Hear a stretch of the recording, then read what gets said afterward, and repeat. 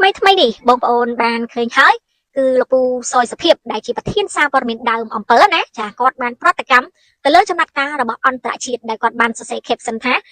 អន្តរជាតិក៏ដូចជាអាមេរិកនឹងបានឆ្លៀតឱកាសក្នុងការលូកដៃចូលផ្ទៃក្នុងរបស់ប្រទេសកម្ពុជាចាដោយយកលេសថាបង្ក្រាបឧក្រិដ្ឋជន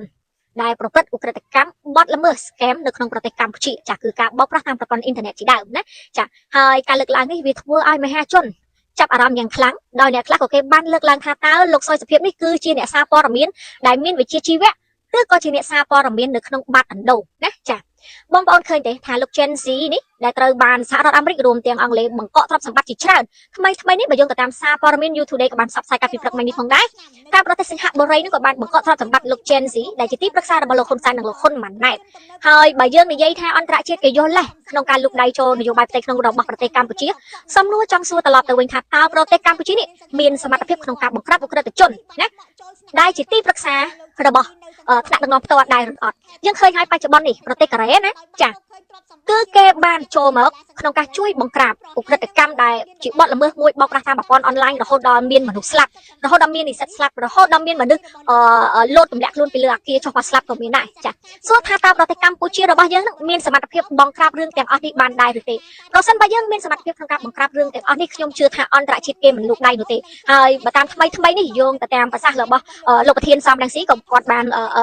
ផ្សព្វផ្សាយក្នុងការ live ផ្ទាល់របស់គាត់ផងដែរថា SBI នឹងគឺបានឈានជើងមកដល់ប្រទេសកម្ពុជាហើយក្នុងការបង្ក្រាបឧក្រិដ្ឋជនដែលមានឈ្មោះថា Gen Z មិនត្រឹមតែពាក់ព័ន្ធជាមួយនឹងការប្រព្រឹត្តបទល្មើសឧក្រិដ្ឋកម្មនៅលើប្រព័ន្ធអនឡាញទេពាក់ព័ន្ធនឹងការលាងលុយកខ្វក់ផងដែរវាធ្វើឲ្យអ្នកដែលពាក់ព័ន្ធជាមួយនឹង Gen Z ទាំងប៉ុន្មានមន្ត្រីអង្គការមួយចំនួនចាដែលបានចូលរួមលាងលុយខ្មៅនៅក្នុងប្រទេសកម្ពុជាកំពុងតែមានការផិតភ័យស្លន់ស្លោជាខ្លាំងហើយយើងឃើញហើយថា Gen Z នេះគឺទទួលបានសេចក្ដីជាតិណាចាហើយក៏ជាទីប្រឹក្សាផ្ទាល់របស់លោកហ៊ុនសែនលោកហ៊ុនម៉ាណែតយើងមិនដឹងថាតើលោកហ៊ុនសែននិងលោកហ៊ុនម៉ាណែតអាចជាប់ពាក់ព័ន្ធជាមួយនឹងរឿងនេះដែរឬទេ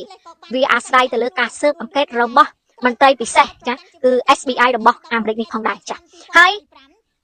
ខ្ញុំជឿថាពូសយសុភាពនេះគាត់ក៏ជាអ្នកសារព័ត៌មានដែលមានវិជ្ជាជីវៈត្រឹមត្រូវដែរតែដោយសារតែឆ្នាំងបាយដោយសារតែយើងតែងតែធ្វើព័ត៌មានលើកជើងជារឿយវាធ្វើឲ្យយើងបាត់បង់នៃការគិតរបស់យើងចាមើលមិនបានឃើញវែងឆ្ងាយណាចាបើសិនជាយើងមានសមត្ថភាពយើងចាប់ Gen Z នេះប្រគល់ឲ្យអន្តរជាតិទៅមិនមែនដល់ថ្នាក់អន្តរជាតិចោះមកចាប់ខ្លួនឯងទេណាចាហើយ Gen Z នេះទទួលបានសេចក្ដីជាតិហើយអ្នកណាជាអ្នកផ្ដល់សេចក្ដីជាតិណាចាហើយជាប់ពាក់ព័ន្ធជាមួយនឹងមន្ត្រីណាខ្លះយើងចាំមើលលទ្ធផលទាំងអស់គ្នាបងប្អូនឃើញទេការលាងលុយខ្មៅនៅក្នុងប្រទេសកម្ពុជានេះមិនមែនមនុស្សតិចទេដែលជាប់ពាក់ព័ន្ធចាសូម្បីនៅប្រទេសសិង្ហបុរីគេតាមស៊ើបមនុស្សរហូតដល់37នាក់ដែលកំពុងស្ថិតនៅក្នុងប្រទេសកម្ពុជាដែលជាប់ពាក់ព័ន្ធជាមួយនឹង Gen Z នេះផ្ទាល់តែម្ដងណាចាអញ្ចឹងមន្ត្រីនៅក្នុងស្រុកខ្មែរមិនតិចគ្នាទេបើសិនជាគេស៊ើបខ្ញុំជឿថាដាក់ឡានក្រុងមិនអស់ផងណាចាអង្គការមួយចំនួនណាចាអ្នករកស៊ីអ្នកគេហៅថា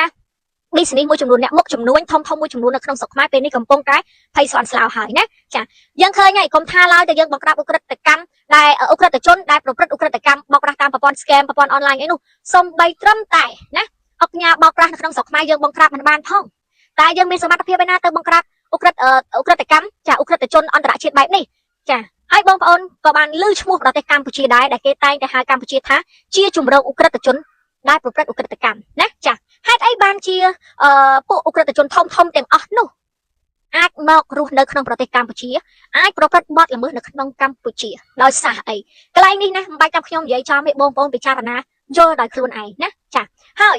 បើសិនជាលោកហ៊ុនសែនលោកហ៊ុនម៉ាណែតណាចង់លៀងឈ្មោះចង់លៀងកិត្តិយសជូនប្រទេសកម្ពុជាគួរណាតែចាប់ Gen Z នេះដែលផ្ទាល់ដៃប្រគល់ឲ្យទៅអន្តរជាតិមិនចាំបាច់ដល់ថ្នាក់អន្តរជាតិចុះមកចាប់ខ្លួនឯងទេណា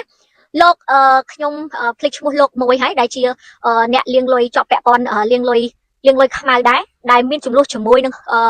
ងលោកហ៊ុនតូចាដែលចាប់បញ្ជូនរហូតដល់ពីរុស្ស៊ីមកដល់ស្រុកខ្មែរយើងអាចយកមនុស្សតាំងពីប្រទេសរុស្ស៊ីចាយកមកជាប់គុកនៅស្រុកខ្មែរបាននេះ Gen Z នៅក្នុងស្រុកខ្មែរស្រាប់ណាចាឧក្រិដ្ឋជននៅក្នុងស្រុកខ្មែរបាននៅក្នុងស្រុកខ្មែរស្រាប់ហេតុអីក៏យើងចាប់មិនបានព្រោះមនុស្សរត់ដល់ជើងមេឃយើងចេះចាប់យកមកដាក់គុកនៅក្នុងស្រុកខ្មែរបានកន្លែងនេះពិចារណាទាំងអស់គ្នាហើយរឿងនេះផងដែរខ្ញុំគិតថាឆ្នាំងបាយរបស់មន្ត្រីមួយចំនួនឆ្នាំងបាយរបស់អ្នកជាប់ពាក់ព័ន្ធលុយខ្មៅមួយចំនួនកំពុងតែដាច់អង្គជាបណ្ដាហើយណាចាអញ្ចឹងបងប្អូនណាបុគ្គលណាដែលជាប់ពាក់ព័ន្ធលាងលុយខ្មៅចាក្រុមហ៊ុនណាដែលមិនគួរឲ្យទុកចិត្តសូមប្រជាពលរដ្ឋខ្មែរដែលបានដាក់លុយនៅក្នុងធនាគារព្រីនដែលជាធនាគាររបស់ លោក Gen Z នេះសូមបងប្អូនទៅដកជាបន្តអ្នកដែលជំពាក់លុយរបស់ធនាគារនេះខ្ញុំគិតថាមិនគួរសងត្រឡប់ទៅវិញទេដោយសារធនាគារនេះលុយទាំងនោះគឺបានមកពីលុយជញ្ជក់ឈាមរបស់ប្រជាពលរដ្ឋណាចាជាលុយដែលមិនស្របច្បាប់ដែលគេយកទៅចងការប្រាក់ឲ្យបងប្អូនអញ្ចឹងវាអត់ចាំបាច់ត្រូវការសងមកវិញក៏បានដែរណាចាតែអ្នកដែលបានដាក់លុយនៅក្នុងធនាគារនេះឲ្យគួរណាស់តែដកមកវិញណាចាដកមកវិញ